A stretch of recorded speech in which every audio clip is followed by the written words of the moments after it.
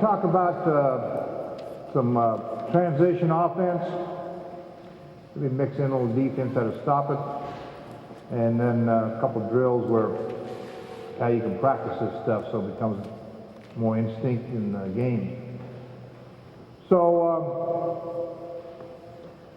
try to get when I mark my floor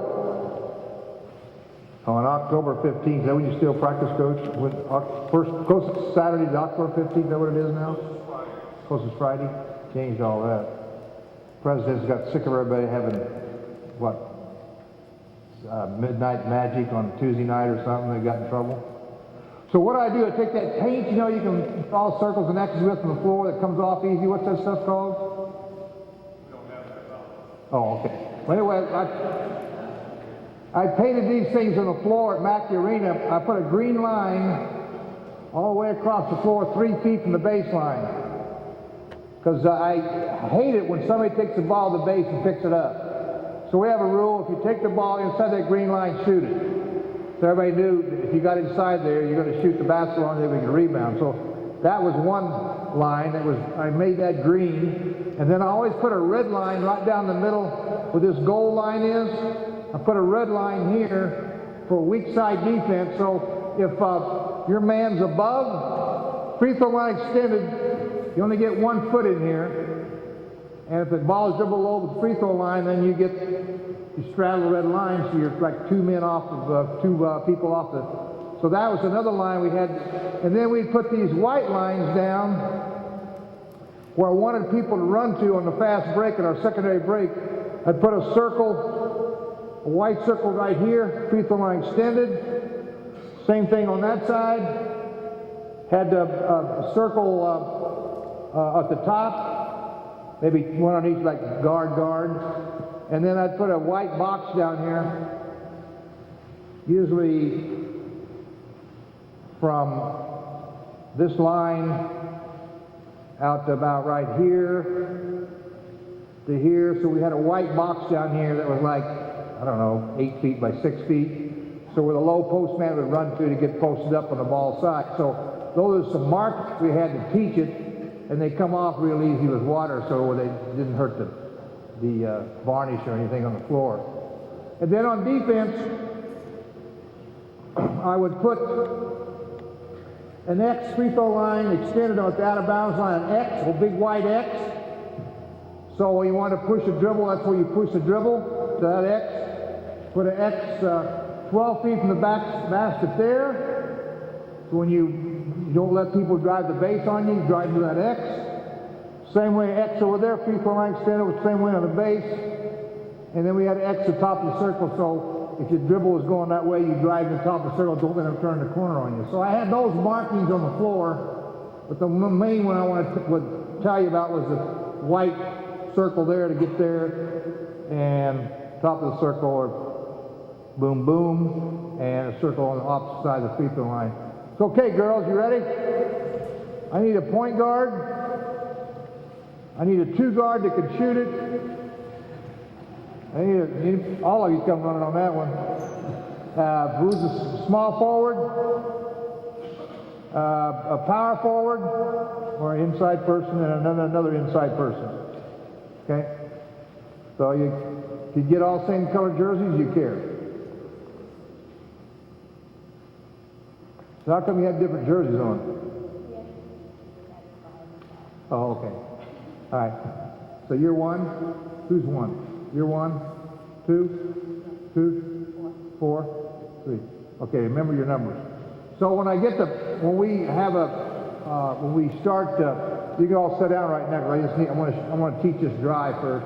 When I say drive, it means no defense. So when a shot is made or missed, you get the ball? Where's the ball? Can't play without a ball. Say we make the shot, the 5 man's going to take it out. 5 ladies, excuse me. Well, you're going to hit the point guard. We'd like to have you get up the floor as far as you can, throw it in, just want somebody to intercept it. The 2 guards are going to run the free throw line extended on that side of the 3-point line.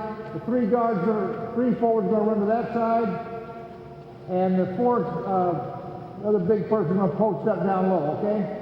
So if you throw it in, you're looking up the floor, and if they're open, hit them right away. Boom, take it down to the three-point line. If they're open inside, give it to them. Boom, put it in the hole. So what you're going to end up doing, the one guard's going to be here in this circle. Because remember, you got a circle there, people are extended. The other big person will be here. So we got 4 round 1, and that's how we get started into our motion offense. So if the 5-man takes it out, then the 4 fills low. The 4 takes it out, the 5 fills low. Usually the men weren't smart enough to figure that out. We had to designate one person usually. So I know women can get that down. So basically what we're trying to do is get the ball. Neck's not as big as it used to be. What we're trying to do is get the ball to you for a 3-point shot. And we would like to do it without dribbling. So when you get the ball, turn and look, boom, hit her, and you're going to put up a 3-point shot. Now, if we're going to let her shoot the ball that quick, guess what you better do? Rebound. And you better rebound, and you better rebound, and you're the safety. Okay? You're not going to let anybody get a layup at that end. You're going to hairlip them. So if she puts a shot up there, I want a triangle here, okay?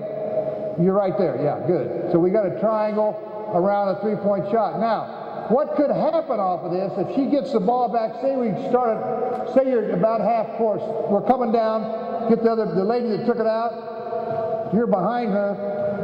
If you throw it there and you're covered, you can throw a skip pass to her for a 3-point shot. And you're going to follow the ball. All right? And you can shoot a 3-pointer, okay? So you're coming here, and then if the shot's put up, we get a triangle, and you're always a safety, so we don't let anybody get a layup to their end, okay? So if they get a layup to their end, it's always the point guard's fault. So that's the way we designate that as far as the defensive situation is. Other possibilities would be if you got the ball at half court, she's covered, can't skip it. You can come down, dribble, penetrate, slide to open spot, post up. Got this young lady right here, swing it, and we're in her offense. Because the most important thing you can do, 2 things that's really important, and you all know this, is either get the ball inside or reverse the ball to the other side so you make the defense move. So that's really, really important. So if you come down and you swing it here, let her have it. You swing it here, you're going to follow the ball, looking inside, always trying to get the ball inside, okay? Feed it in there if you can. Okay, now what I'd rather have you do, fake high, go low. Fake high, go low, boom, good. Or fake low and go high.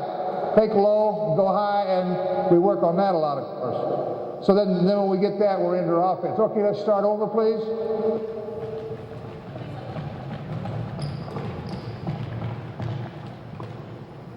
Okay, go. Boom, looking up the floor. Good. All right, good job. Take it out coming this way. Other girl be low. Let the other girl take it out. Boom.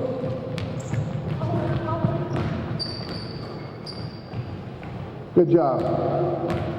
What we like to do is keep our dribbling to a minimum. Don't let the ball hit the floor much.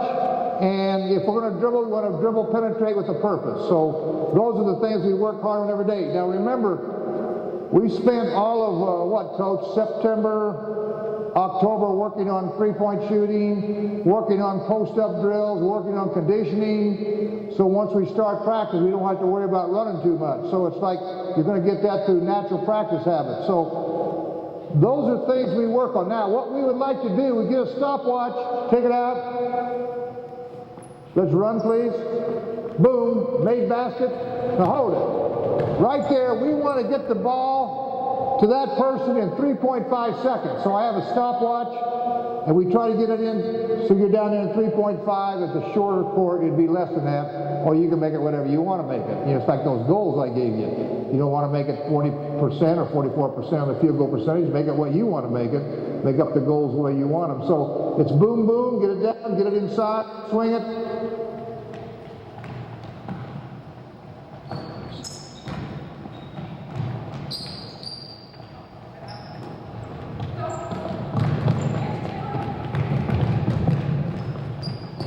Beautiful.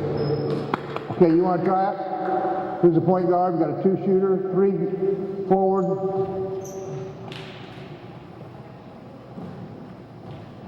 Go.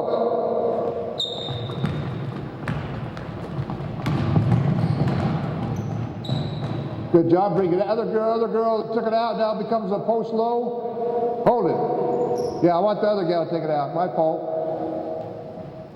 Boom.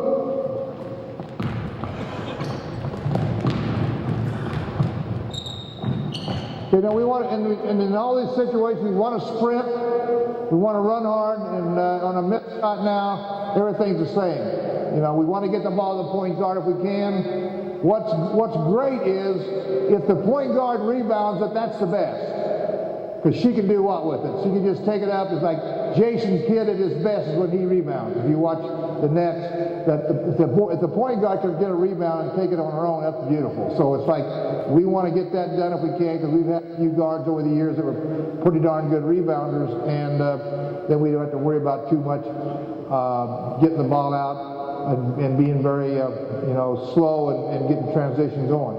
Okay, thank you, girls.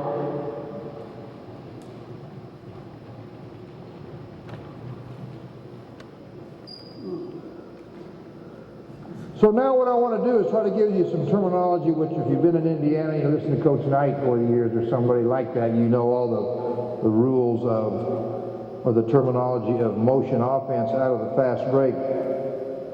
So we're going to have to learn how to sprint with organization. We're going to learn how to cut, how to use your foot and cut, planting your foot to change direction, and then screening. You got to know the right angles.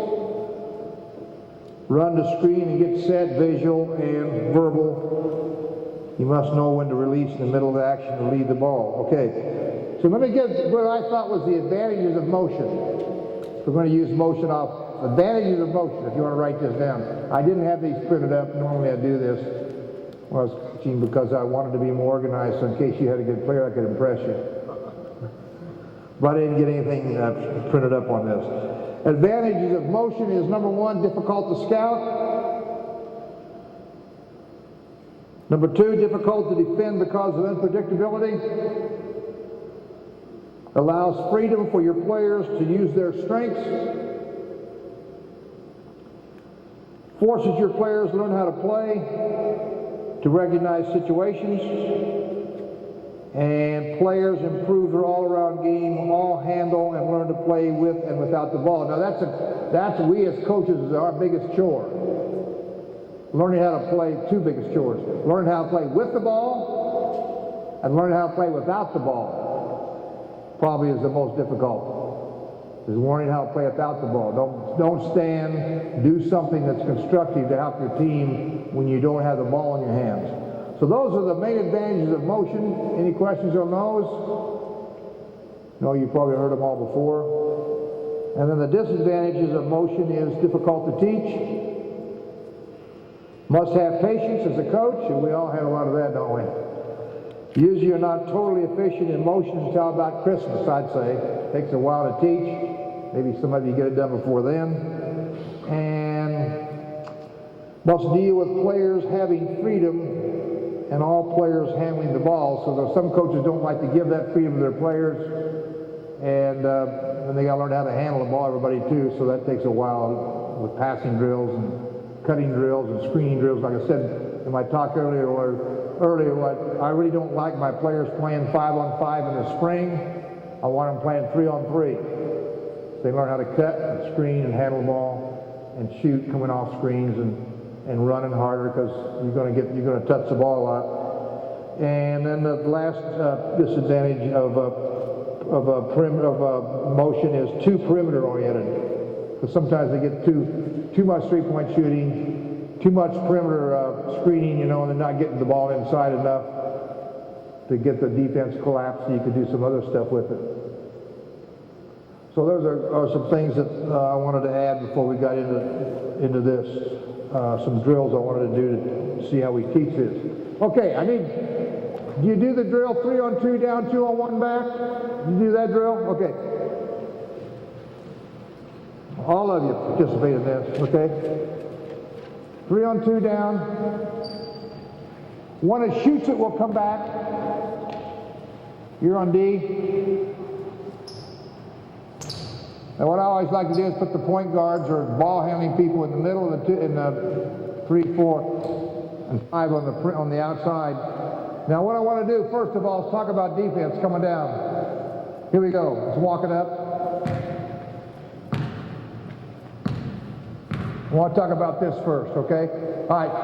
If the ball goes there first, you're going to take it. You drop to the net. Drop to the net.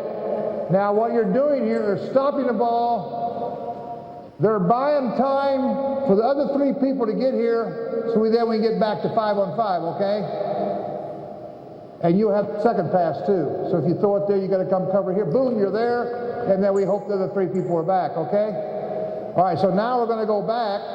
Say you shot it. You're going back on D. You 2 on defense. We're going to go back 2 on 1. Sprint back to the lane.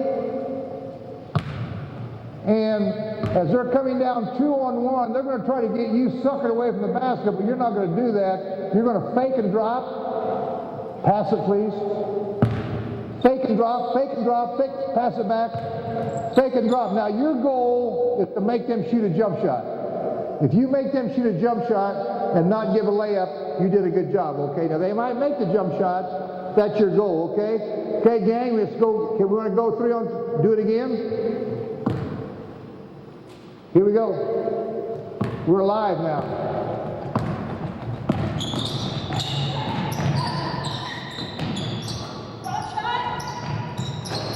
Back on D. Don't worry about making it. Let's go. Fake and drop, fake and drop, fake and drop, fake and drop, fake and drop. So you gave a layup. We don't want that, okay? Good try. Here we go. Back girls got the first pass.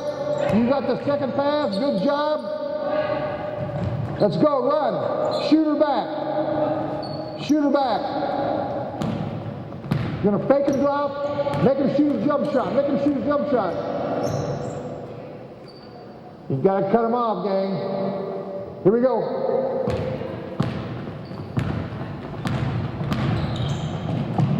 Whoa, whoa, whoa, whoa. Back girl takes the first pass. Try that again, please. Start at half court. Back in the tandem, back girl has the first pass. You drop to the basket, and you also have the second pass, okay? Here we go. And the second pass. Good job. Way to kick it out. Here we go. Shoot her back on D. Shoot her back on D. Fake and drop, fake and drop, fake and drop, fake and drop. Okay, you gotta get over in front of them, get squared up, and don't let it lay up.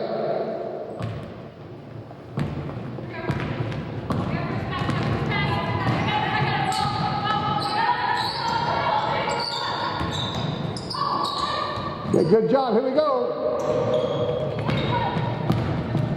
Turner, get her turned. All right. See, if you had her turned there, you could have had a layup back over here. When you got her turned, if you had hit her, she could have hit you right back for a layup. Okay? All right, that's good. Thank you. You can sit down again. Give them a round.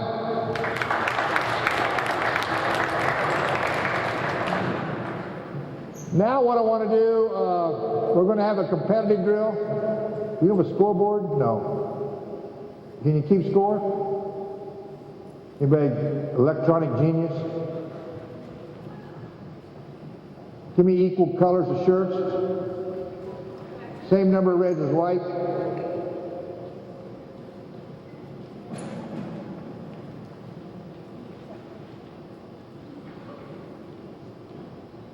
Okay, what we're going to do, get 2 on the free throw line, 1 shooting, white shirt shoot, 2 reds in the lane.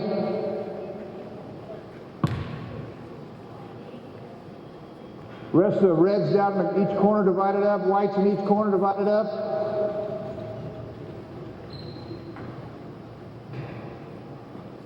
What are you doing? Neither do I. We're equal. You're over there. You get 2 in each corner, please. So what we're going to do here is we're going to shoot a free throw. We're going to keep score. And you score by scoring. If you hit a 3-pointer, you get 3 points. All right? Hit a layup, you get 2 points. But you're going to start out with the free throw, and if you make it, you get a point. Then you two are going to fast break against her down there. And if you score a layup, you get 2 points. Got it? And then, after that's settled, whether she misses a shot, they get a rebound and come back, you got to join, 2 of you, 1 from each corner, you got to join, have I got these wrong? Yeah, white shirt should be down there. I'm sorry, red shirt's up here, my fault.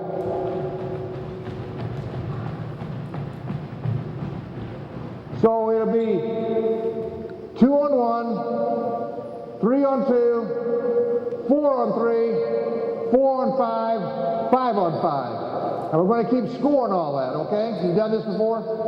Okay, good. What I like about it is it's competitive, it's more game-like, and you got to rebound to get the ball. Here we go, gang.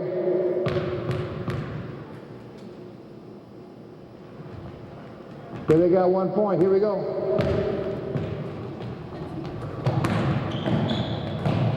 Nice pass. 2 points for the red. 3 on 2.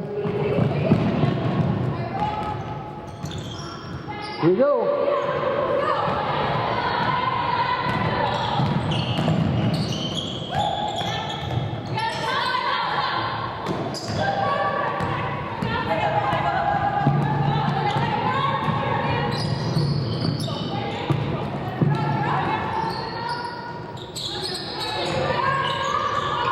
Match up, match up, match up.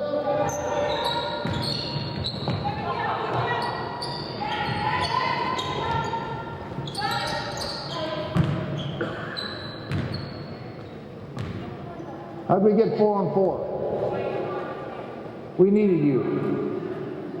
Start over. That in now. The other team gets to go first. What's the score? 3-2, who? We got to have you 4 on 5, and then we're going to go 5 on 5, so we shouldn't have stopped there. But we had 4 on 4, so it was kind of messed up. Who made this pass down here they intercepted? Who made that pass down there they intercepted? See, make the easy pass. I know your coach has told you that 1,000 times, right? Make the easy pass. Don't try to thread needles. Make the easy pass so you could have swung it, and we could still score. All right, we got it? Here we go, gang. Keep adding scores.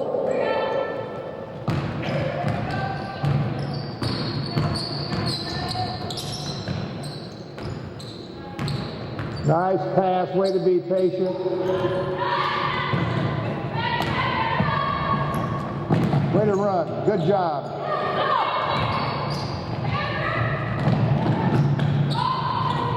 Match up, top. Cut.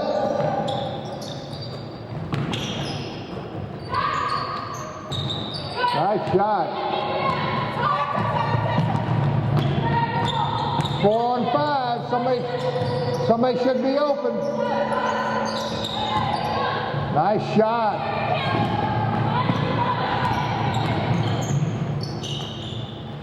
We got 5 on 5 now.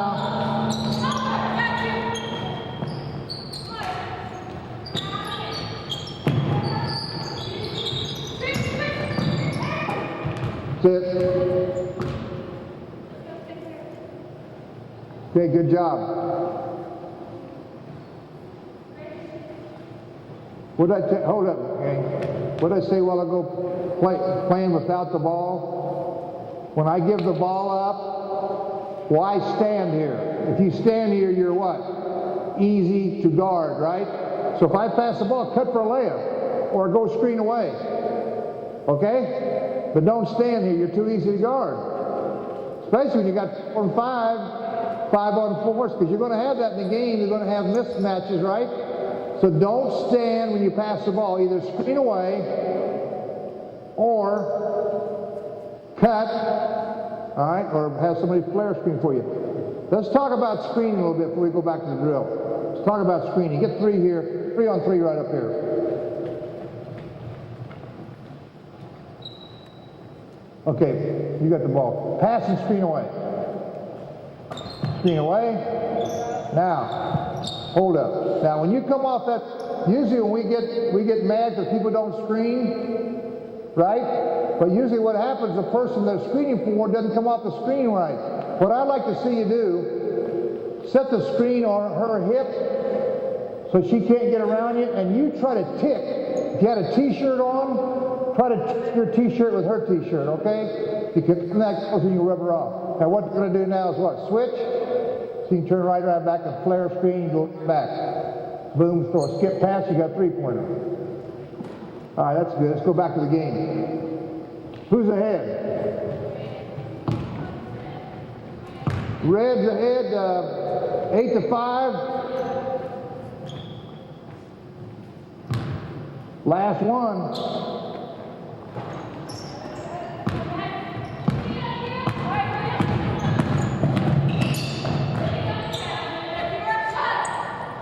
Nice pass. Stop the ball. 3 points.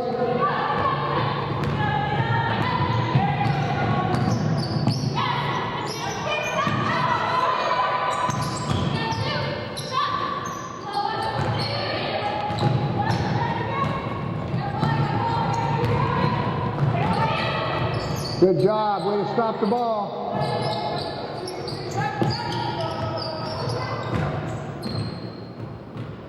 Is that it? Huh? 5 on 5? Go. Oh, nice pass. That's it. All right, back down, gang.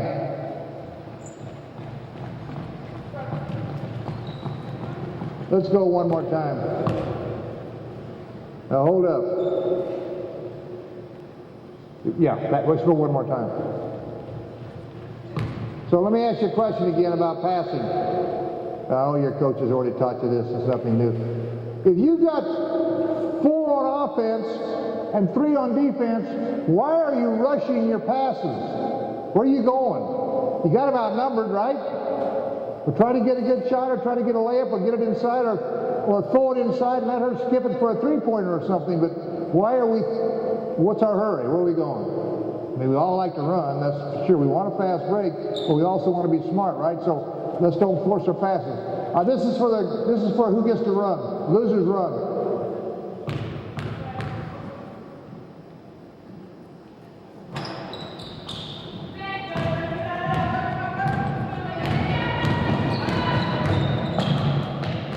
Nice pass. Way to rebound.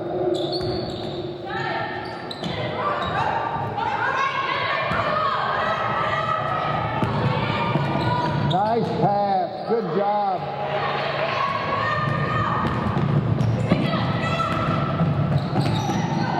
Here we go.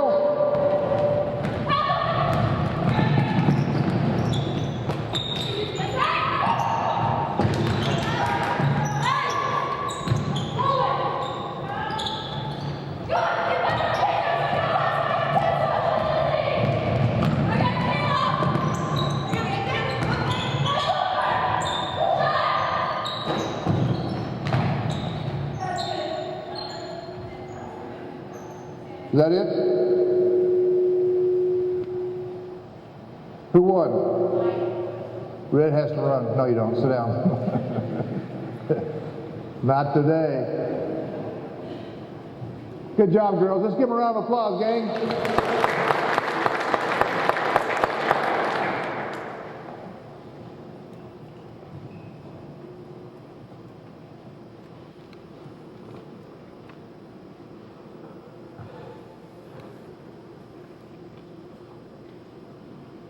So now to teach transition motion, We would, let's get to 5 white shirts.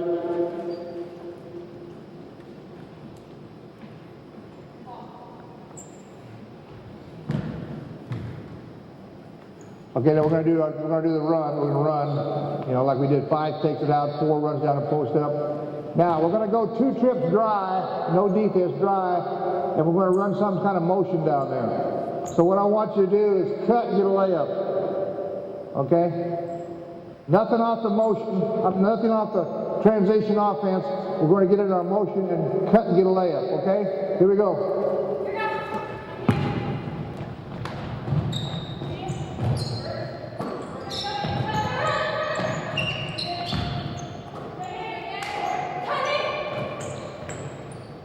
Good. Coming back, do the same thing. Cut and get a layup. Cut. All right, Red, you do it. 2 trips, up and down. Go. Cut and get a layup.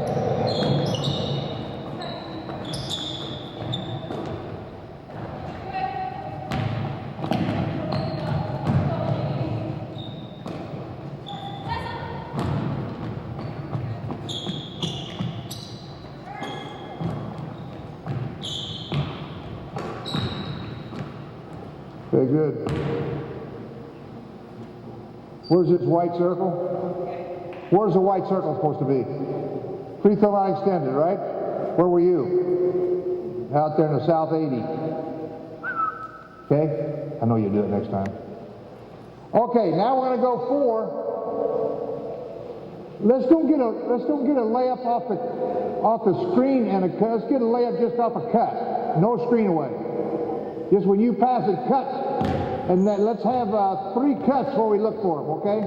3 cuts. 4, we're going to go 4 trips.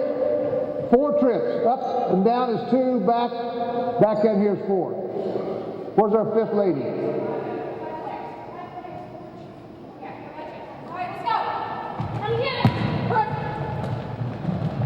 Cut! There you go. Here we go. You forgot one thing.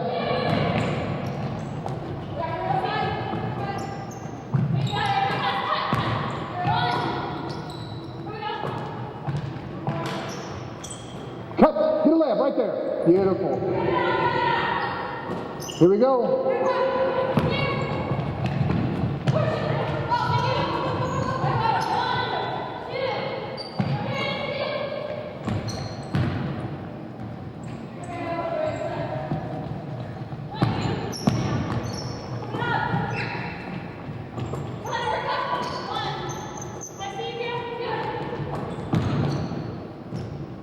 Okay, Red, let's go. Red shirts, can't dribble. Can't dribble. You got to pass and cut, okay? Can't dribble up the court either. Kick it. Can't dribble. Cut. Cut.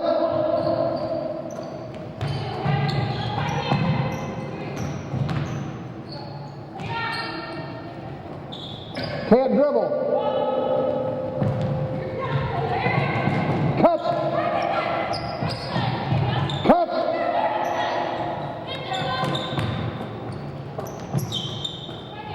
What happened to my postman lady? I lost my post person. Okay, have you gone 4 times? White shirt? Okay. All right, now what I want to do here is 5 on 5 block out. I'm going to shoot it. If I can remember how. We're going to block out, same thing now to defense, not drive. Get in your, you're over. White circle, remember? Right there. Big, who's the 4-man? There you go. Big, right? Shooter, point guard, right? Okay. You 2 guard? You're not the 2 guard. Get out of there. Oh, okay. Quit grinning. You know you're getting away from something with something. Okay, here we go. Wait a minute, take it out. I made it. Right?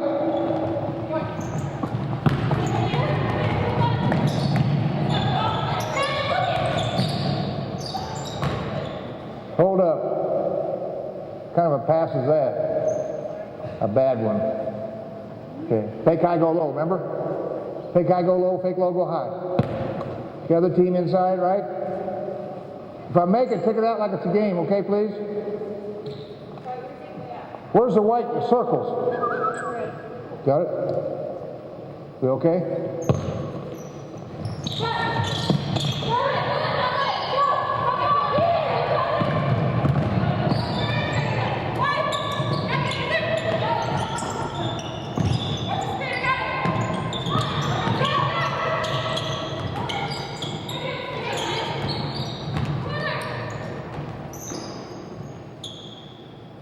Sub in. Why are we going so fast? Slow down, gang. We're just cutting now, remember? No screening away. Okay? And down there, it's going to be 4 passes now. 4 passes before you look for a shot, okay?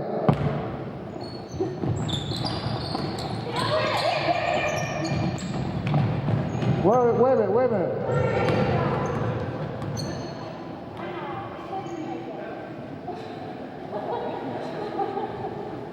Never had a ball for 2 years. Been hitting the golf ball. You're all right.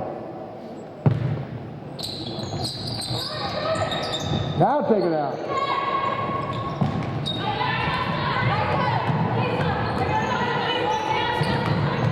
One, 2, 3, cut! Okay, now, I got a question. What was she going to do with that? Just what she did, so there was nowhere for her to go. But it's good that post person was out of the way, so, all right? All right, now we're going to screen away for a 2-point shot inside the 3-point line, all right? Remember what I said about screening? Person that's getting screened for has got to set it up and try to come off their arm, okay? And you're going to set the screen on their hip, right? You set a good screen.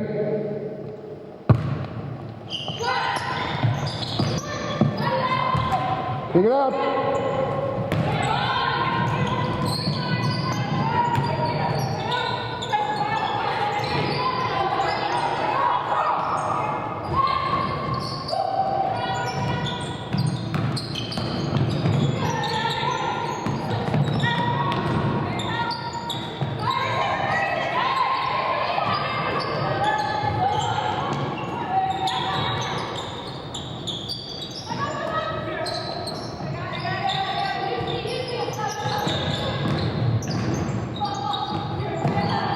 Good job on D.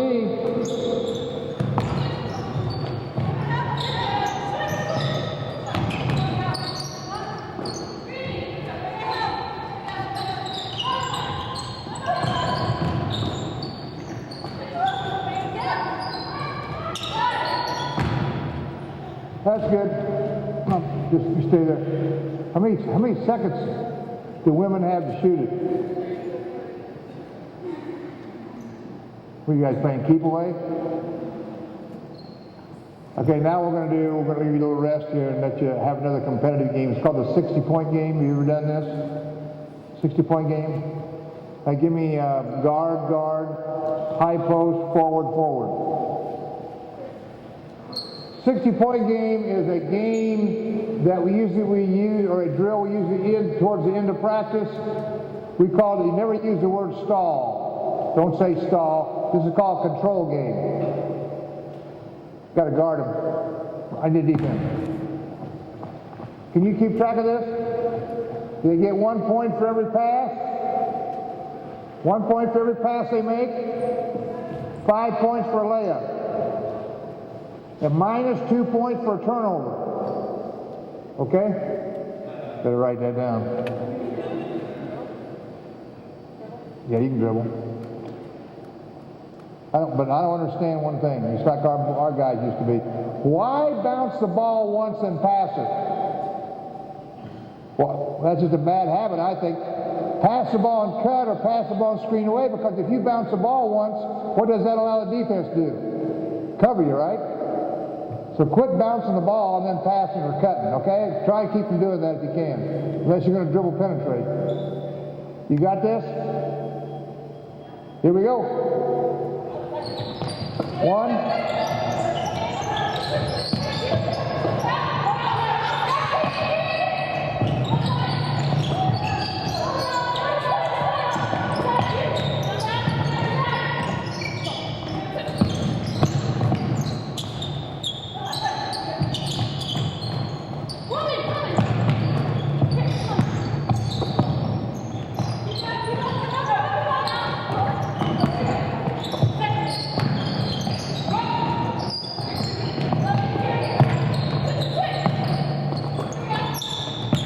Remember, we're going to 60, so defense, you better get the ball.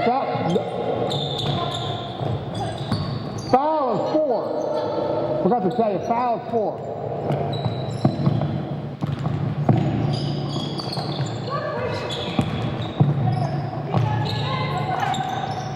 Let's get a layup. Off your toe, Red's ball.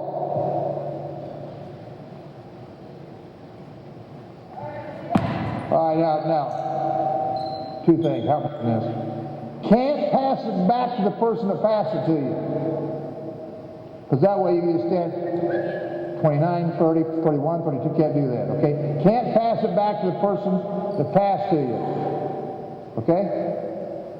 And you can't screen. No screening. Here we go.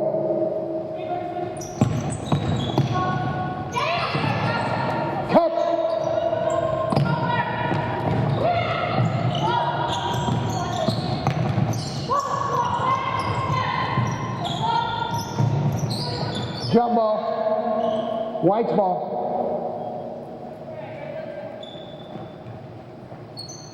Okay, white shirts, we're going to add something else. Can't dribble. Can't dribble. Now let me ask you a question. Hold up. Let's do this. Let's get the point guard here. Get a wing, get a wing, get a wing, get a wing. Keep that person off the high post. Up here.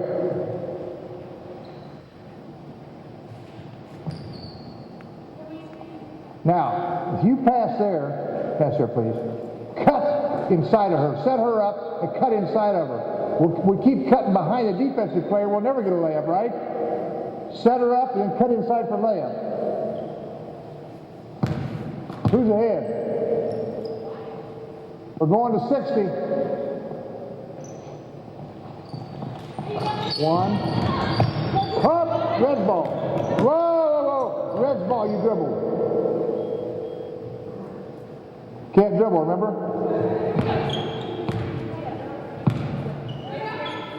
No screening. Can't dribble. Ooh, she had a layup. Cut! Get a layup. Cut!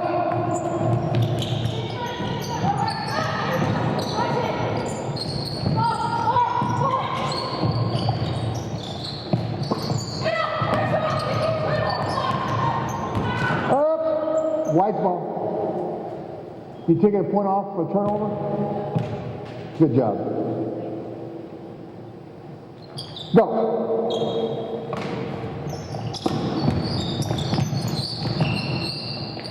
Leader on the pass. Cut. Woo. Foul. 4.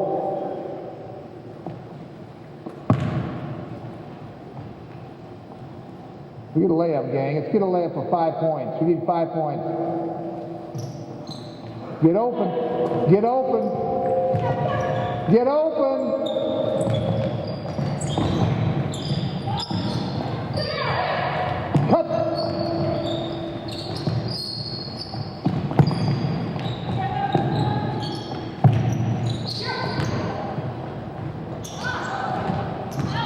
Red ball.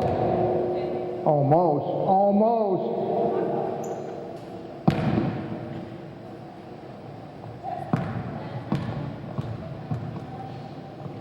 Hold up, hold up, hold up. I'm sorry. Yes.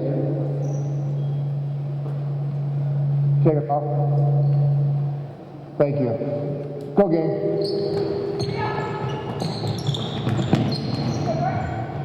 Turnover. Good steal. Way to overplay. Yeah, hold up, gang. If somebody's overplaying me, what should I do? Well, then do it. Back door, please.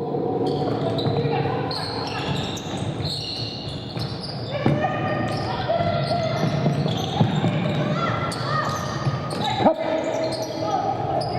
Don't stand. Cut. Turnover. Okay, you got to watch each other. Let's coordinate this. If this lady here passes there and cuts, you can't be cutting from the weak side and bringing your man in there, can you? Just don't do that. You know what I mean? Don't cut unless you pass it. Well, good jump stop. Cut. Good idea. Foul.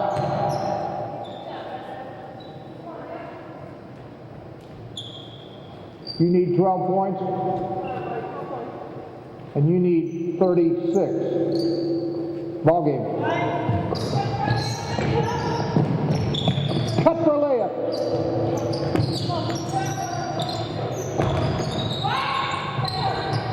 Cut.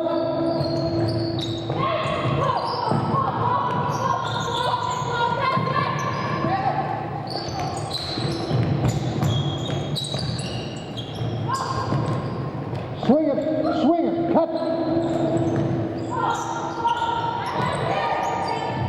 White's ball, turnover. You're getting back in the game. Who's behind? You're getting back in the game, Red. 2. Can't dribble, White's ball, or Red's ball.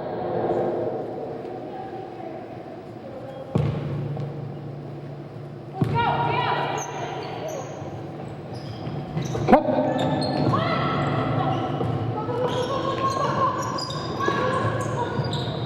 Cut.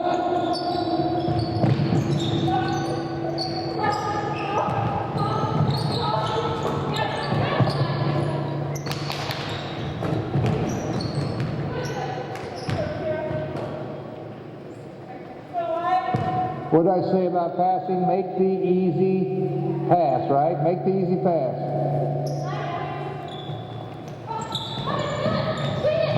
One. Dribble. Okay, Red, let's get back in this. You need 11 to catch up. Let's go.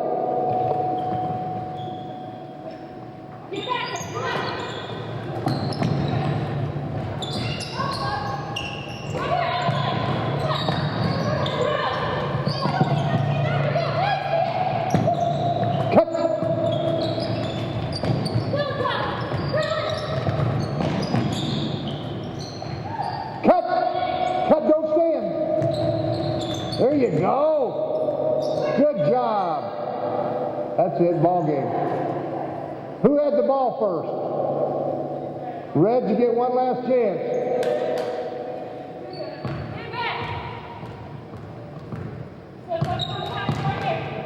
Oh, wait a minute. Keep it spread. If I pass here and I'm going to cut, don't you cut. Because you're pulling your girl in there. Okay, here we go.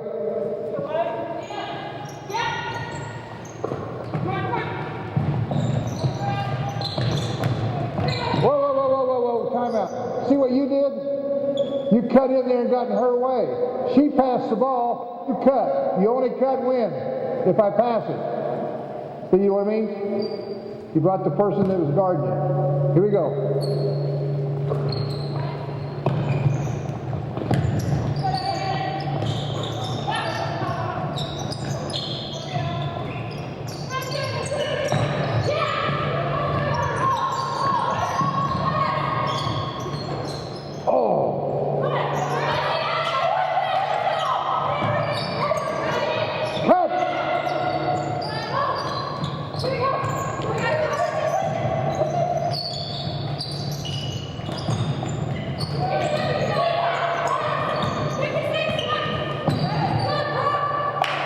that it?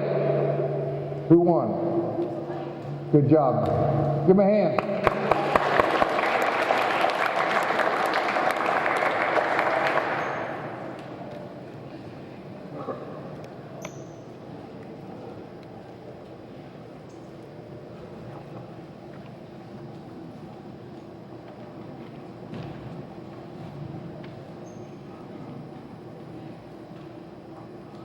I think what I'd like to do now is just have you ask questions, move on from there.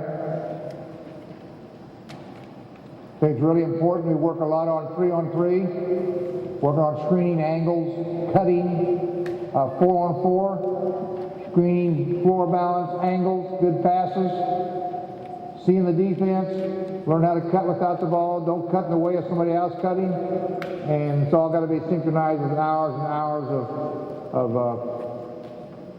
practice drills and having the timing score off of it.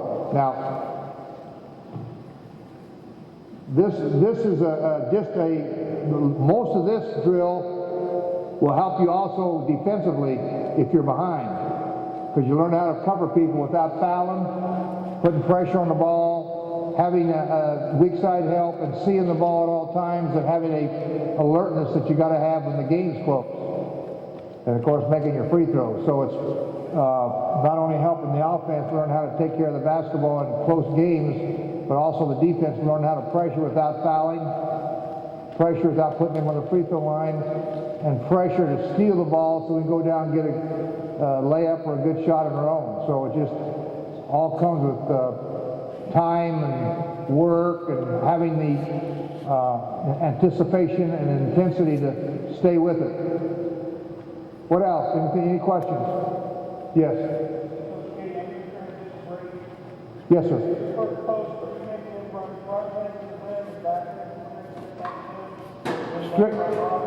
Straight down and go to ball side. Rim run, we call it. Rim run. Run to the rim, then post up to the ball side. If they skip it, keep posting up. Yes. I saw your team practice in 95, and one of the things I took to my program is you watch film on the court. In that practice I saw, you actually had the TV out on the court. I don't know if you did that often. Is there anything you other than that was something I had never seen before? We do that in our program now. Keep the guys fresh and watch breakdown film on the court, and then we'll go do something and we'll come back to it. Is there anything else like that? One thing we do, I remember outside of your locker room, you had your big board with all your stats. Is there anything else like that you can share that we don't know about? Well, the first thing we do after a game was to come in and cover those goals I gave you. Those 12, used to be 11 now when they have the three-point line, it's 13 goals. And then we'd come out and watch the tape out there, then we'd go work on what we thought we needed to do to get better. No, that was a play hard board. A play hard board is all the things sports writers don't like to write about. Offensive rebounds, turnovers, charges, taking charges, deflections, those kind of stuff. Nothing about scoring. It's all about the dirty work type stuff. Taking a charge, deflections, offensive rebounds, those sort of things. There were 6 or 7 categories. That's called a play hard board.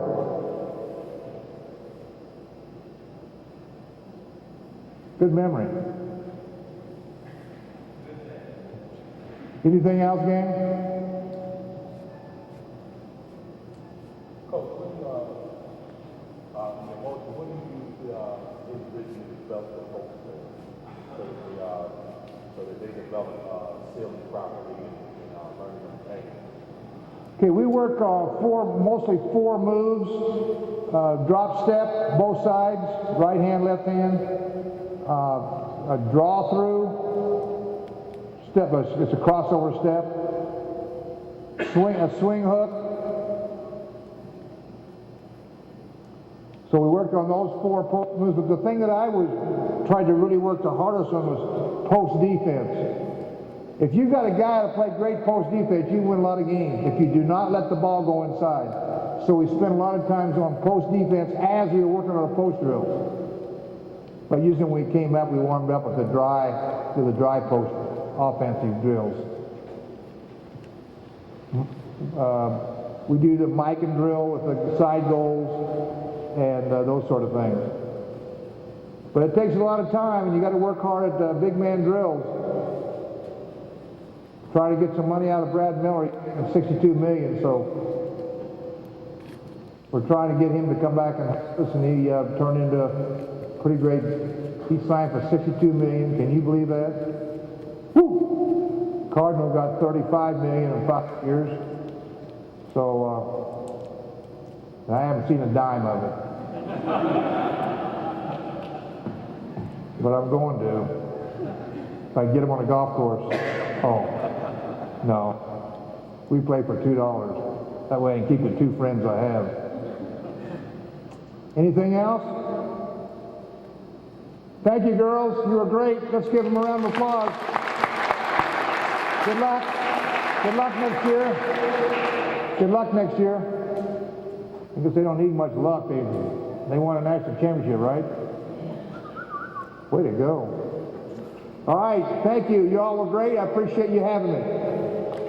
Some of the ideas that we're doing with our team. This is kind of like our first 2 weeks. So I'm going to give you some of the things that we've been doing with our kids that I think are meaningful. I would concur with Coach Keady about a couple of things. He was giving you a lot of information yesterday, and I was writing down checklists of things that we do and things that we don't do. And the one thing I've really tried to take with seniors has been communication. And I think his idea of having individual meetings is a good one. And the problem I've always run into is how do you have time for individual meetings? And I think what you can do to shorten the length of the meeting is have a topic. 3 questions. I want you to answer these questions this way. So it becomes a 2-minute meeting rather than an hour-long meeting. Now that's hard with women, but I think it's effective. It's good to meet. It's good to get feedback. I think he also said something about what kids aren't taught at home. He said 3 things. He said they aren't taught to listen, they aren't taught to be responsible, and they aren't taught to think for themselves. And I was thinking about our kids, and I was thinking, maybe we should reword that and say, what are the things that we must lay the foundation to teach them before we can really coach them? That was what I was thinking last night. So I kind of reworded a little bit. We need to teach them how to listen. We need them to teach them what it means to be responsible, but I'd rather use the word accountable for their actions. We need to teach them how to think for themselves, and then we also, the other thing I think we need to get them to understand is the whole concept of delayed gratification. In that article I gave you yesterday on getting to greatness, it's a 10-year process to be great. And I was talking with Coach Brooks, who I share a lot of ideas with, and he was talking about you can't shortcut the process. This is a process and you can't shortcut it. And I was thinking to myself, here's Coach Keady going in and talking to a recruit and saying, you're probably not going to play much as a freshman, you're going to play half the games as a sophomore, by the junior year you're going to be, we're going to rely on you more, and by the senior year you better be all conference. Well, I'm telling you, I can tell you right now why his recruiting went downhill. Okay, because that is the opposite message that all the people that were recruiting against him were giving those guys. Okay, and that's a hard thing, and you guys face that to the same degree at your level. What's a freshman expected? And this whole idea of shortcutting the process. So I've gotten some ideas from different things I've read over the summer, and one was from the Izzo tape that's out, which is a pretty good tape. Basketball smorgasbord, 2 hours of stuff. It's pretty good. And the very first thing on that tape was something that we started. First practice, we gave them a note card. I now have a very manly recipe box on my desk. Has 5x7 note cards in it, names of every player we have, and the very first day we gave them a note card. And we said, okay, you're going to answer these 4 questions, and this will be our first meeting. First thing is, what will make this a good experience for you? Now immediately women want to know, what's this? I go, this is whatever you want it to be. What will make this a good experience for you? Because I wanted to find out what was important to them. Then the second question was, what will screw this up? The third thing is, what can you do to make this happen? And then the fourth thing, if you go to the WBCA website, there's a thing about the game, and the Nebraska volleyball coach wrote the things that he wished all parents knew when they were being recruited. It's really a good article. And I changed that for the player rather than worried about the parent, and I said, how are you going to handle frustration? And I reworded that to a lot of the things that were in that article. How are you going to deal with the frustration that comes from playing this game? Not meeting your goals, playing against good players every day, having a role that you may not anticipate, not being able to achieve success right away. So we looked at that answer. And then on the back of the card, I said, okay, 5 things you want to accomplish this year. 5 things you want to accomplish this year. So that was our first meeting. So I went through those note cards with every one of our players. And I'm looking at them, and one particular player had, what will make this a great experience for you? Win. Okay, that was a freshman.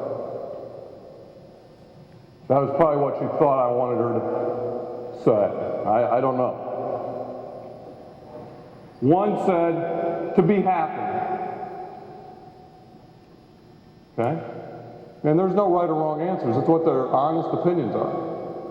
Now, when I was talking to that person that said, what do I want out of this to be happy? We had to have a discussion about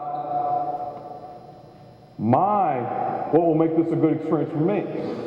And what will make this a good experience for me is our team's growth. So how does that equate to your happiness? Okay, in a short term and in a long term. Because there's potential conflict there. But anyway, we got all these responses, and what you're trying to do with this note card is get all their responses before you've added the emotional quotient, whatever that is, to find out what they're expecting. One girl said, I want to be all conference, we want to win 20 plus games, I want to be an impact player. Well then we're out here and we're running 20 suicides in 20 minutes. And she quits on 10. She quits on 10. Everybody else is going. She was the first one to quit. So I said, we need to meet. So the next day we meet. I pull out her card. I said, you want to be the best player on this team? You want to be an impact player? Here's your card. You gave me permission to coach you to that level. Coach Campbell, that is a good ringtone.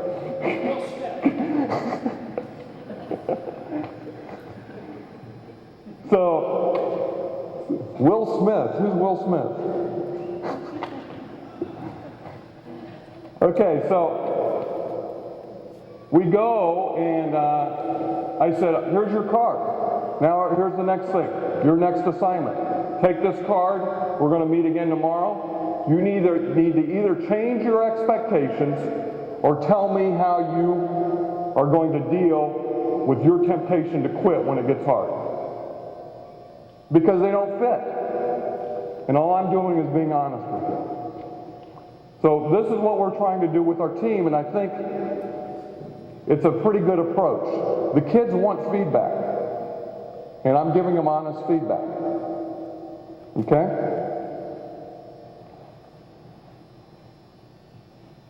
Then we've come with our team, what's going to guarantee defeat for our team. So we thought about that for this year. What's going to guarantee defeat? Guarantee us to lose. And we want to make sure we're emphasizing those things every day. You can't emphasize everything. So you got to figure out what is it that's going to be most important. So the first thing we said is working hard and competing. If we don't work hard and compete every day, we will lose. We will lose. Because we're not talented enough to overcome that. Last year we won 20, and we weren't great at working hard and competing every day, but we had very, very good talent. Second thing is if we don't defend, our inability to score points is going to hurt us, so we better not give up easy baskets.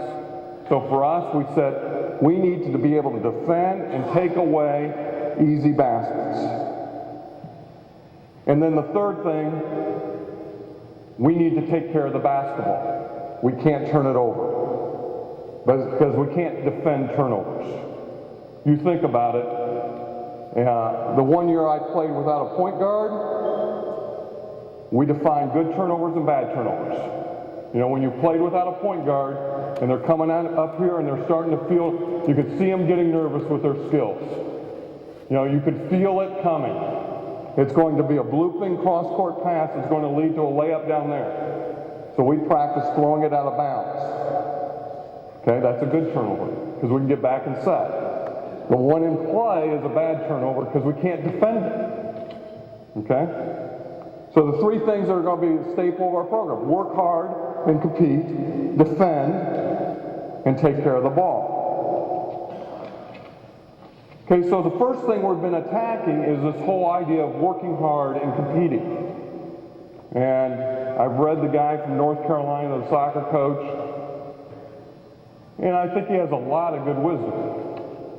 So what we started doing is we started keeping lists of everything. We have a one-on-one list of where they rank from 1 to 13. Okay, they know every day. And then certain days they can challenge up the ladder. But if you're at 13, you're at 13. You need to deal with it. We did tug of war. Just because it was kind of a fun thing. We don't do a lot of fun things, so tug of war seemed like a fun thing. We did 20 suicides in 20 minutes. And the way we did that is, see, we have a time limit. We can only go 8 hours. So we have to confine our torture to small time frames. Okay, so everything that we do that's torturous is in 20-minute increments. We have the fitness routine, which we do twice a week, which is 20 minutes. We go 20-20-20, which is I call it Operation Vagueness in my terms. You got to do something where they don't know what's coming, because that's what the game's like. So we walk for 20 seconds, jog for 20 seconds, run for 20 seconds. Okay? And we go for 15 minutes. And then I add time based on my mood. My mood gets affected if the sprint is not at 3 lengths of the floor. My mood gets affected if, when they're walking, they're not encouraging each other. My mood gets affected if somebody quits. My mood gets affected if somebody, if they don't, if they walk and they lose a length of the court in the walk, my mood gets affected. So there's things that get my mood affected that I'll add time. And they don't know what that is. They have a better idea now. But I like them having to operate in vagueness. And then the other day, it's more sureness, 20 suicides, 20 minutes. And we do that the first day. The first 4 are in, we just put 20 minutes up there, and we keep track of how many they make out of the 20.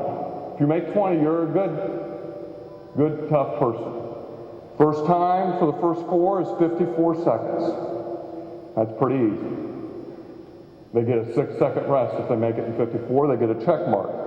Now at the end line, if they at any time during the rest put their hands on their knees, they lose the count. I mean, hands on knees, automatic, they lose that last one. The next 4 are in 50, the next 4 46, the next 4 42, next 4 38. Then the next day, we'll go 50, 46, 42, 38, 34. Okay? And what we haven't gotten to yet is we'll come up, because we still have some kids at the bottom that quit, we'll figure out how many the team should make, and now there's an incentive not to quit early at the bottom because you're letting your team down. Because we've got to make it from an individual thing to a team thing. Okay? So you got to do tough things if you want them to be tough.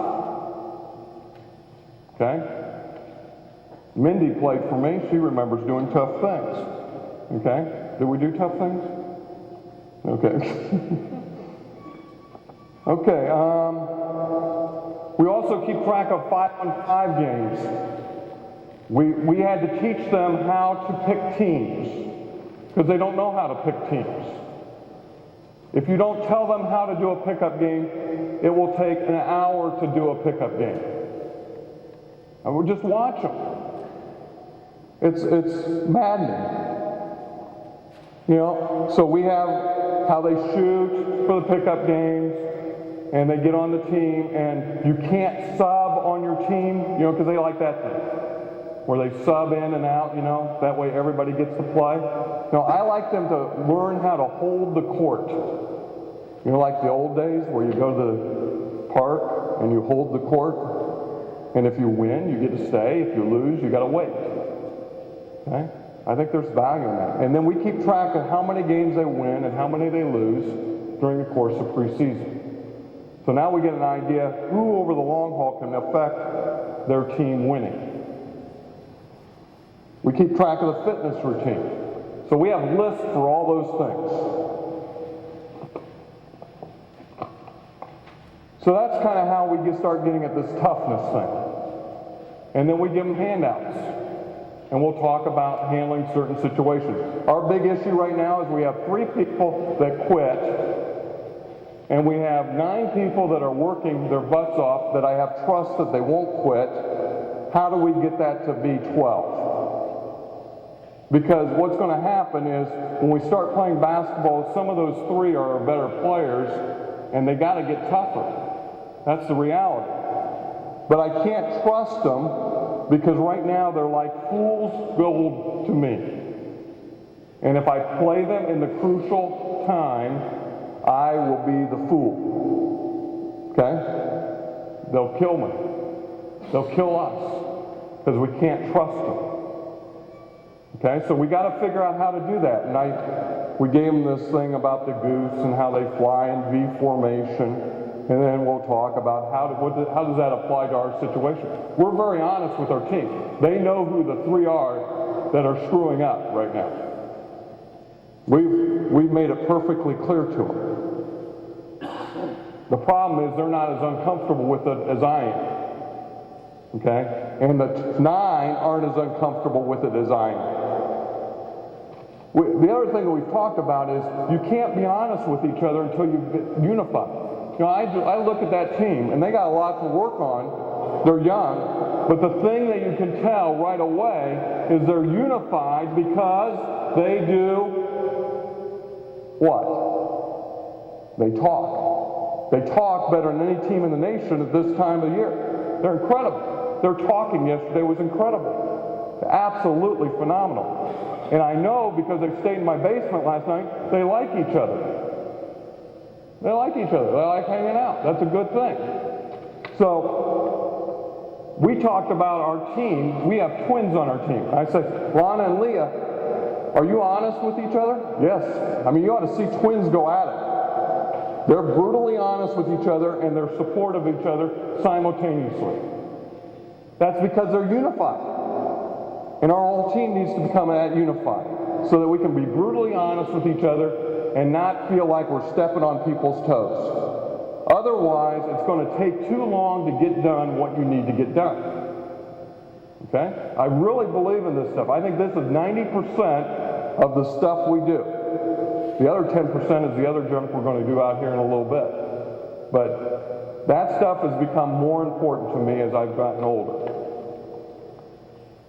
So that's the first phase. Work hard, compete. Next phase starts our defense. So that's what I'm going to talk about here for about 25 minutes. I'm going to show you some of the things we did first week just to start building our defense. And I think there are things that you can do no matter what you do on defense. We have a philosophy. If you talk to every coach in here, you could talk to all the people that play player-to-player defense, and they'd have a lot of different philosophies on how to do that. Some switch, some don't switch, some force baseline, some force middle, some force to the weak hand, some force nowhere, they just stay in front of the ball. There's all different types of ways. Some front the post, some play behind, some double the post. There's all different things you can do. But I think there's some basic things that you need to do in whatever you're doing, man-to-man wise, that are important. So let's get these players out here, and let's line you guys up across in front of me, and I'm just going to start talking about some of the things that I think are important. Okay, the first day I assume they know nothing. Okay, I assume they know nothing, which our 4 freshmen, they passed that test. They knew nothing. The first thing we're going to do is we're going to get them in the stance. Now, do we have a basketball? Let's get a basketball. We're going to get them in a stance, and we're going to try to get them to do something with their hands. Okay? Besides just hanging them down here. Okay? So, what I'd like to do is just let's see your stance. And I'll say down, and you guys verbal down, and then we'll go. Okay? Relaxed. Down. Okay, now what did I say? Yeah, I just bragged about you guys talking, okay? You talk to each other because you like each other. You don't like me, so you don't talk to me, right? Okay, ready? Down. Yeah. Okay, now, I think what you do with their hands is up to you. There's some things that I really like. Relax. There's some things that I really like. Amy Litka on our team is a below-average Division I athlete. She's made herself an average Division I athlete, but she's really bought into all this detail that we give, that some people call crap. I think it's good, okay? What I've noticed about Amy is because she's bought into the crap so long that she now does it naturally, and she actually, with her hand position, can cut off half the things the kid can do because where she holds her hand. So now she appears faster in a confined area. So when we say down, the first thing I'm concerned about is I don't like hand position that does anything to get that happening. Okay? When their head gets outside their knees, we have a balance problem. Okay? So you fight, the battle you fight is what do you do with your hands to be invasive and still keep your head back? That's why I think you have to spend a lot of time to get this comfortable. Because I'm not only not content with you keeping your hands back, well, just hold your hands out like this was an old Bob Knight defense. Remember? You remember the defensive pamphlet? Devil with horns? This. Okay, you old coaches remember that. I read the thing. I mean, that was the defense. Okay? I really really don't like that hand position, even though that's probably the most balanced position. It doesn't do anything to impede the ball. Okay? So get down. First thing we look for, head back. Now let's do, what are we going to do with the feet? How wide are the feet? The feet are wide enough to be hard enough to go by, but not so wide that you can't be quick. Okay? So I don't know, you're a little wide, but maybe that's, I like you, by the way, right? You're number 22? Yeah. She won the game for him last night. Did anybody notice that? 60 pass drill. She won the game for him. Did you guys watch what she did? It was unbelievable. What she did on defense and what she did on offense. She made the game, she changed the game for her team. I'm always looking at who was the difference maker on the team to help them win. She was the one that got it done. Okay? You're one tough cookie. Okay? So, you're down, and what I like one hand on top of the ball. Okay? Yeah, and it's going to be rigid at first, but see, I'm a little bit more cool than you because I'm more comfortable. I practice that a lot. Okay? So try it again. Okay? Okay. Now I have a ball right here. Now keep that hand on. Which hand's going to be on top of the ball? I don't care which one. Just pick one. Okay. Okay, now just settle it now, right there. Good. Okay, now what's that hand doing? Let's carry it high. Okay. There we go, right there. Good. I like that. That's good. Now she has to work on keeping her head back while she's doing that. If you can keep your hand on top of the ball, you can eliminate a lot of things that are going to go wrong. Now, what we would tell, it's AM6, right? Okay. So we're here. If I start to go this way with your hands, which hand is going to be up? That hand, and this hand is going to be right there. Okay? Now why is it, I think it's important. I think that's a critical thing. Because what happens with kids when you watch them slide, they're like this. The limp noodle. That's doing nothing. But, let's say you have the ball. And you start to slide that way. Now I'm doing this right now in a confined area. How does she change direction? She has to go behind her back or between her legs, which is slower. I can handle all those things. So just by simply the way you carry this hand, it is a crucial thing in a small area of controlling the dribble. This hand we keep up just so you can't throw bullet passes. Okay? Okay, so let's do that. I want to see all your stances. Ready, down. Relax. And when I say down, that's important. You guys got to echo it. Ready, down. Okay? Okay. I like to just sit and see how they are. 4 inches lower. Good. Now you can, just by that alone, if you watch most teams, if you say 4 inches lower, watch who bends at the knees and watch who bends at the waist. Okay, relax. Okay, that's the first step. Work on their stance. Now we're going to work on movement. So we're going to start one step, don't go anywhere, you're just going to go, get the idea of pushing step. Okay, but you're not going anywhere. You're just pushing off, stepping, coming back. Ready? Down. This way. Quick. This way. This way. This way. Now what's going on? Relax. What's going on with your hand? Lead foot, your hands up. Trail hand. It's in here digging. Okay? Ready? Down. This way. Quick. This way. Quick. This way. Quick. This way. This way. This way. This way. Get your hand in there. Get your hand in there. This way. This way. Okay, good.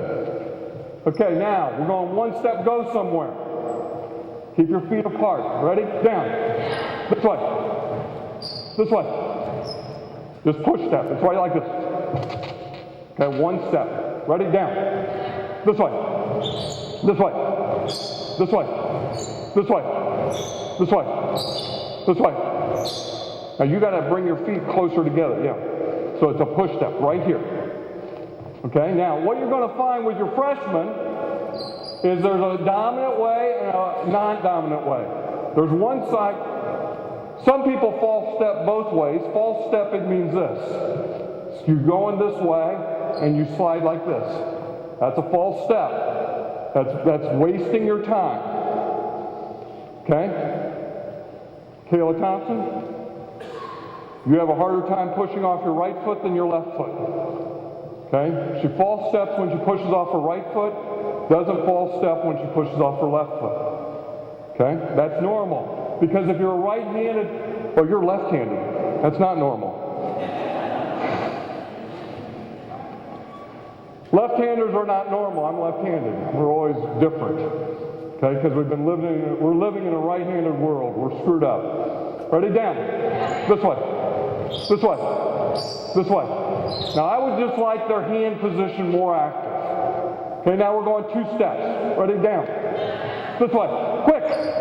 This way. This way. This way. This way. This way. Okay, stop. Relax. Now I like what they're doing. Again, their hand position, it's not what they probably do, but it's what I feel is important for us. Okay? We have to become more invasive with the ball. Okay? And I like practicing hand position because why do you think I like practicing hand position? All this stuff. Because what's going to happen in a game when we start reaching? What's going to happen to our head? It's going forward. So we got to practice it, keeping our head back. It's a hard thing. It's not a natural thing. It's a hard thing. Okay, so we go 1 step, 2 steps. Now we're going to go 2 steps, 1 step. Okay, when I point a direction, you're going 2 steps, 1 step. Ready? Down. This way. Just 1 step back. So it looks like this. Come on. Okay, I'm going to point a direction right here, okay? And I like to do this drill right here with you. You know how to take charges? Okay? I know Coach makes you dive on lines, like you do suicides and you dive on the line. We don't do that in Division I. We're kind of soft. But I know they know how to hit the floor. I know they know how to hit the floor because he makes them dive across the line. I mean, this guy's a crazy guy. Okay, here we go. I'm going to point a direction. You're going to go 2 steps, cover as long that way, and then I'm going to come back and you try to take the charge head on.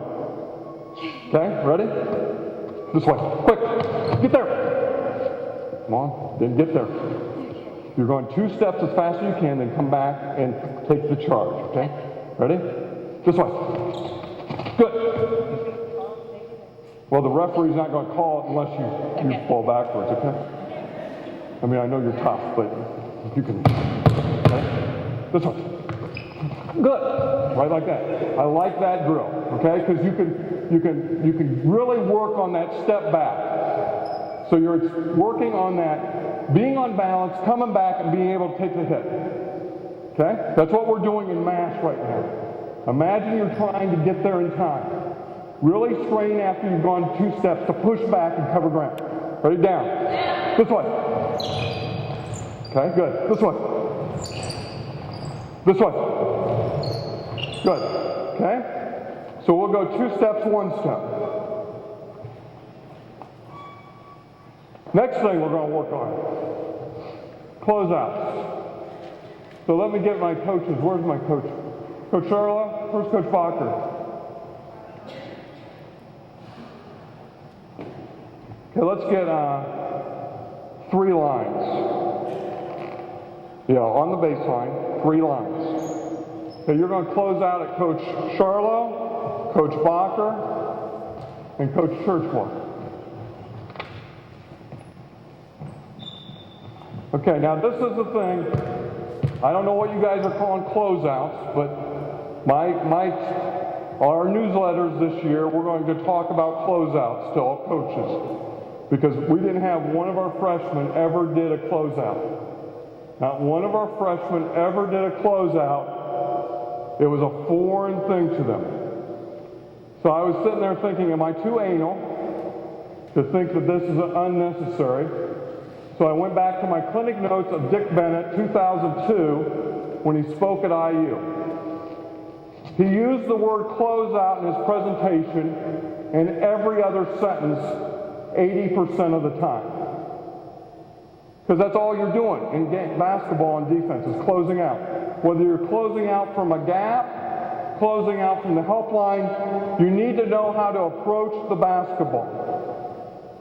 So there's all different kinds of ways you can teach it, but what we're going to do is we're going to work on closing out from this line, take 2 running steps, then start doing breakdown steps. Now, when we run at Coach Charlo, I'm going to take 2 steps, then I'm going to start breaking down. As I break down, I got to get my weight back, so I'm going to throw my hands up, and we say the only way you can have bent knees is to have bent wrist. If your hands go up like this, you'll be straight up and down here. So we say palms to the ceiling. Palms to the ceiling is a good technique. Now, the way we play defense, we force left. So we're going to close out with our left foot outside their right foot, wherever we close out. Whatever you do on defense, you can tell them where you want to close out in relationship to where they're at. Okay? So we're going to do breakdown steps. As you do breakdown steps, I want to see choppy steps. It's going to look something like this. Then I'm settling in right like that. Okay? I'm going to say down, go. You stay pressing the ball, and then I'm going to say down. That's your clue that you can move to the next line. You're going to move this way. You're rotating that way and that way. Okay, ready? Down. Go. Settle, settle, settle. You're too close to them. It's all right to close out long. I'm going to talk about that in just a second, but you're too close to them right now. Just stay a little bit farther away. Next rip, down. Go. Okay? Now we tell our kids when they approach the ball, relax. Verbals, you have to tell them what you want them to verbal. We say, ball, ball. Okay? We say it twice for the hearing impaired. For the deaf, we don't like this. Ball, ball, ball, ball, ball, ball. I hate that. I hate it. Okay? Because you can't hear, like we talk about talking to the ball. How can you be going, ball, ball, ball, ball, ball, ball, ball. I got your help, I got your help. Well, they aren't listening to each other. Okay? So we're trying to communicate sensibly. Okay? So ball, ball. Ready? Next group. Down. Go. Ready? Down. Go. Ready? Down. Go. Ready? Down. Go. Ready? Down. Go. Okay? Okay, let's make it better. First thing we're going to do is make it better. Quit wasting steps here. Whatever foot you're going to plan on, plan on. I don't want to see one foot go back and one foot go forward. You know what I mean? 90% of you guys are doing that. If I say down and go, and you're going like this. That's wasted time. We don't have that time. Okay? Got to get rid of that time. Get your weight on whatever foot you want to plan on. Okay? And then go. Ready? Down. Go. Down. Go. You're down. Go.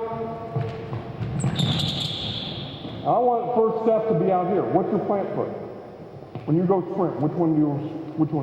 Okay, so I want that first step to be right there.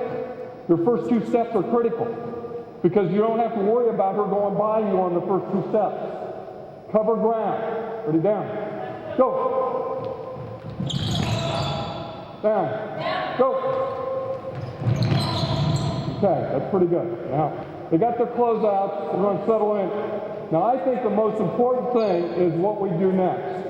That's the hop back and then get into them. Okay, so I'll just demonstrate here with Coach Charles. We're out on the perimeter here. If I've closed out on her, right here, I'm going to close out, I tend to close out long against shooters, which I might invade this one arm length. But as much as possible, I want to make it, when she gets in a drive stance, I want her to take 2 steps to my 1. Okay? Because I know if she has to take 2 steps to get by me, and she gets by me whenever she can get that leg by my leg, if she can get it even with me or by me, she's beat me. So I have to try to keep a cushion when she gets in a drive mode of it's going to take her 2 steps now to beat me. And if I do the right thing with my hand, keep my weight back, if I just read her body, it's only going to take 1 step to her 2. That's critical. People that get beat, it's not that they're slow, it's that they usually have a bad cushion or aren't using their upper body to impede the progress of the ball. So we're going to close out long here, and then when they drop the ball, we want to pop back, right, like that. Because most people aren't going to go from there and just rise up and shoot it. I mean, the higher the level, you got to worry about that, but you're taking away the rhythm shot, you close out long, and then when they drop it, right, like that. Now, if she puts it above her head, we're going to crawl into them with our knees back. Now, if she's dumb enough to pivot backwards, now I'm going to really get her, right, like that. Or if she pivots like this, now I'm really into her. I've taken away half the floor. So anything she does over her head with the ball is an immediate crawl because she's not going to bounce it. I'm going to try to get under it, right like that. Because there's no way she can bring it down easily without pivoting away. If she pivots away, I put her in jail. Okay? She brings the ball down, I got to hop back, and I got to have a 2-person distance. We're going to act like these people have the ball now, and you're going to work at hopping back and crawling into. Okay, you guys are just mimicking. They have the ball here. What are you doing? Up into them, knees bent here, hop back. Ready, down. Go.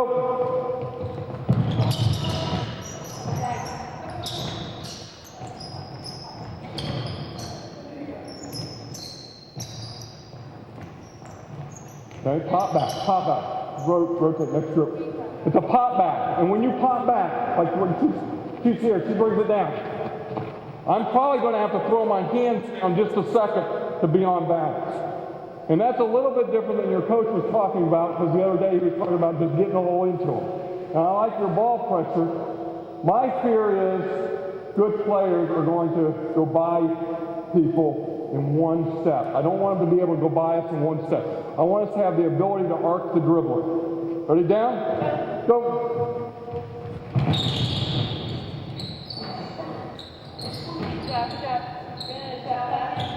Good. Change, down. Go.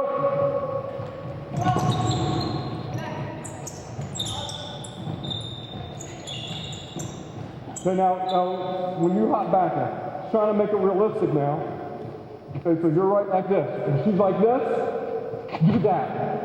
If you can get by her foot, your foot even to her foot, she's not popped back far enough. Do it again. You guys are the same group. Let's go. Ready, down. Go.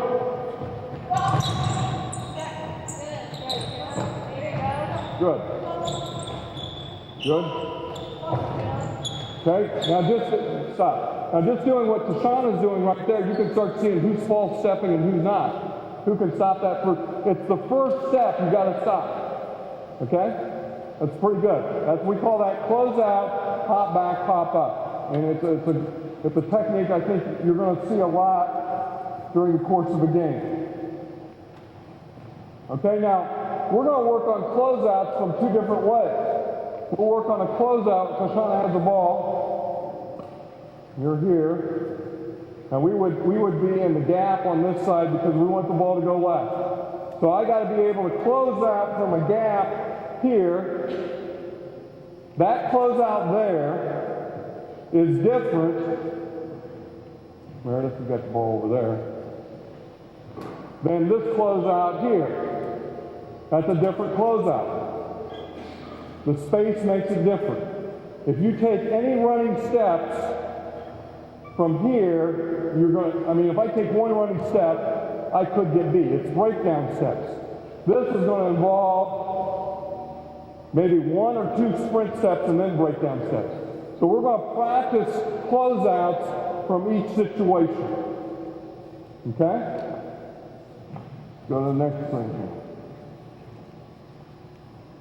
Okay, things that we add. We have these bands. We would do the sliding with the bands. Pull those bands out, show them. I like these things. It's great for sliding. All that push-step stuff we do. After we've taught it once, and we're slow and methodical the first time we teach it, then we start adding the riggers, and that's one of the things we add riggers to. Coach Charlotte, you warmed up? Coach Charlotte can show you lateral bounds. Come on, Coach Charlotte. Lateral bounds. This is a great way to work on pushing off the back foot.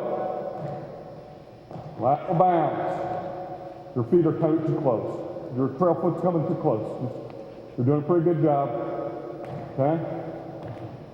Okay, that's very good. That's a lateral bound. And then skip, speed skater. Speed skater. We got this from Coach K's tape. Great tape on working on developing the muscles to push on the outside foot.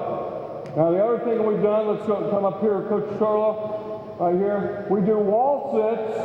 We do lots of wall sits. Everybody's done those. I like that. That becomes our natural position. We put weights on them.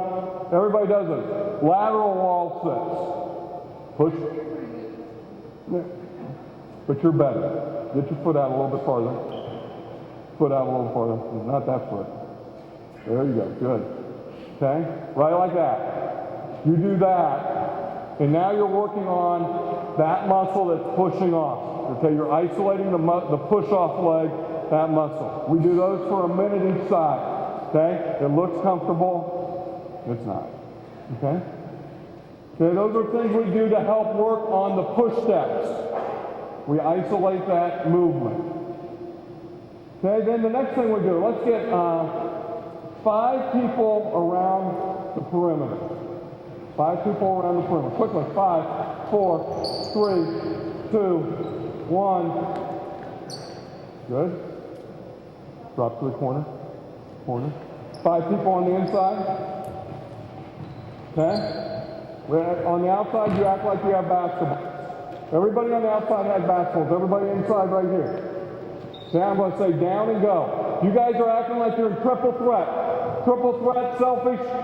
It's like I passed you the ball out. They're closing out at you. I want a selfish foot. You know what a selfish foot is? That's the foot that becomes your pivot foot. We will show a pivot foot on the perimeter. Okay? What was our second thing or third thing that we emphasized? No. Taking care of the ball. No. Turnovers. No turnovers. Defense was our second thing. Turnovers drive me crazy. Travels drive me more crazy because we can eliminate them. Best thing I've heard on traveling is John Beeline. Is that how you say his name? IBCA clinic. Great clinic on how to avoid travels. When you catch it on the perimeter, he says, show your pivot foot. Hot stove foot, right there, because the referee forgets and they just assume. Any quick player you got, they like it. They get more motion. It's kind of like the person that loves to call the charge. You know, they got to get involved, and they want to do one of those calls where they're going to do something, you know. So once you guys are acting like you're getting a pass, we're working on offense, hot stove foot. Then you're going to put the ball up. I'm going to say up. All in unison, up. Now I'm going to put it down. Now, when you bring it down, what are you trying to help your teammate do? Keep a distance. So if anytime you can get your foot by their foot, do it. Go for it. Okay? Then I'm going to say rotate. You guys are all putting in here, you're rotating one spot. So we're going to close out based on your defense. You need to teach where you want to close out in each of these spots. Okay? I'm not going to tell you where. We would close out Right there, inside there, to your left. We'd always close out on that side. If you're forcing middle, you're going to close out a certain way. If you're forcing baseline, you're going to close out a certain way. It's a great way to work on where you want them to be when they close out. Ready, down. Go. Up.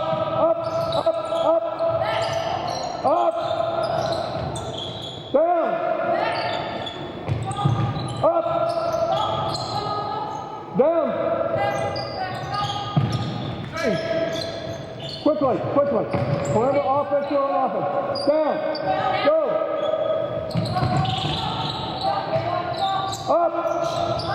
Down. Up. Down. Up. Change. Quickly. Down. Go.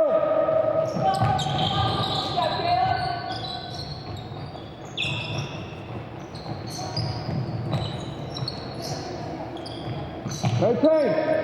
Taylor, you got to work on your head. You're quick. Are you quick? She's quick. She's quick. But you're making yourself off balance. You can't be quick if you're off balance. Your head you're like this. Okay? You sit in your stance. Sit into your game. Don't lean into your game. Okay? Down. Go.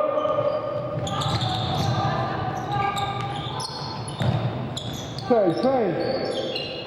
Okay, we're going to do something else. Now, let's talk about who's the best closer out with hands. Who does the hands the best? Brooke, let's see your closeout. Come on out. Okay? Yeah, come at me. Close out. Good. Okay? Now, I want you to really exaggerate the hands. Like, you're in a crowd of 60,000 and you're starting to wave. Like, you can't just be, okay? I want you to really throw your arms up so your head goes back. Ready, go. That's all right. Her head went back. Okay? That's exaggerated. That's good. I can coach you. Ready, down, go. Okay, now don't run me over. Okay? Try to stop somewhere in here, okay? Here we go. Good. I like where her hands are now because you can see her head starting to go back. None of them, what I wasn't seeing before is their head, they're doing, girls, they're just, that's wasted. I mean, that doesn't do anything. You got to throw your hands up. You know, I told them the other day, I told our freshmen that if they were really serious about the game, they go to brush their teeth in the morning and it's like this, close out at the sink, you know? They need to practice that. It's a tough motion. You know, they got to get used to it. And it's the biggest difference between our sophomores, juniors, and seniors and our freshmen. Because it's amazing. I say stance, and they got their hands where they need to be. And whatever you teach and emphasize, check your returners. Do they have it ingrained in them what you want them to do? Whatever it is. Okay, let's go on to the next thing. Transition would be our next thing. Okay, so let's just give me 5 like you're on offense. Run some offense. You guys can run spread, right? Okay. Now, I watch so much AAU basketball. I like watching talented players, but I have a hard time watching basketball where I continue to see layups scored over and over and over and over. And then I get a letter from a parent saying how the kid got 20 in a game and 18 of them were on layups because nobody got back. Okay? You got to have transition defense is important. And if they're quicker than you, send 2 back. If they're a lot quicker than you, send 3 back. And if they're great, send 4 back. The offensive rebound is not that important if you're giving up layups. Okay? I mean, I really believe that. And if you're playing a Loyola Marymount If you're playing a Loyola Marymount that runs the break over and over, quit telling your kids to match up. Tell them to run the spots. Because those teams don't run offense they don't know how to really play after 5 or 6 seconds. So just run back to the spots and take away their early offense. It doesn't matter who you're guarding. We played Troy State who did that, and they would score 90, 90, 90, and then they'd get to us and they'd get 50. And everybody said, well, I get all the calls from the AAU coaches. Coach, I really like you, but my kid's an up-tempo kid. Oh, we got a 30-second clock. I can't hold the ball. We can't hold the ball. We're just getting back. We're not going to let you shoot it in 6 seconds. And if you do, you're not going to get a quality shot. So have a transition defense. When we play Purdue and they're good, we send 4 back. We shoot it, 4 go back. Because they're going to play against 5. Because we have no chance them just playing one-on-one in the open court against us. We can't beat them that way.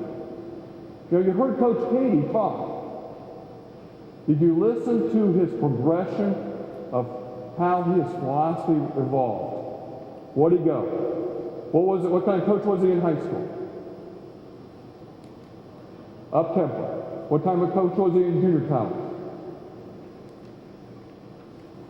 Up-tempo. When he went to Purdue and he all of a sudden is playing against better players than what he had, what did he do? He changed. So you got to evaluate who's the best people on your schedule, how's your talent, and then judge your pace of game based on that. Okay, I really believe that. I really believe that's important. So we got to teach how to get back. First 2 steps are really important. So you guys are going to be moving around. I'm going to say shot, and then we need you to get back. Who's back? How do you guys get back? What's your order? Okay, somebody's picking the ball, somebody's back. Okay, and then 3 people run wherever you run. I want to see how you get back. I'm just figuring you guys out, okay? Play. Run offense. Show them that you run offense. Come on, let me see it. Now they're running offense, they run. They're in their comfort zone now. You can shoot it today. You can shoot it today. Rebound and get back. Come back. Okay, good. Okay, now. We would do that. And then I would sit there. What I liked is they took 2 running steps. All of them did this. 2 running steps, look over their inside shoulder, find the ball. All the big kids did that. Thompson, I compliment you. You are in great shape. Great job. You've worked a little bit. Okay? 2 running steps, then they look over their inside shoulder. Okay? So they know where the ball is. You have to know where the ball is by half court because you could be wasting time. Because if the ball is being brought down over here and Thompson runs over and guards that person clear over there, she's killing us. Okay? So teach them to know where the ball is by half court. Figure out how fast they should get back, whatever it is for you. And then go back to what we said at the very beginning, which was they need to be taught how to listen, be responsible, and accountable. So if it's 4 seconds to get back, it's 4 seconds to get back. If your assistant isn't doing anything, have them run a clock. That was 5, not 4. Okay? So I believe in time. Coach Shear's going to talk about that. He thinks a lot like me on his break about how fast they should be at a certain point on the break. Coach Keady talked about that. I think that's important. You have to have measurable standards so it's not just, they're just operating. Hold them to a standard. Hold them accountable. So that's what we've done thus far in our workouts. That's it. That's it. And those are the things that I think are most important to building a defense. Okay? Hopefully you got something out of that. What we're going to do is we're going to take a 2-minute break.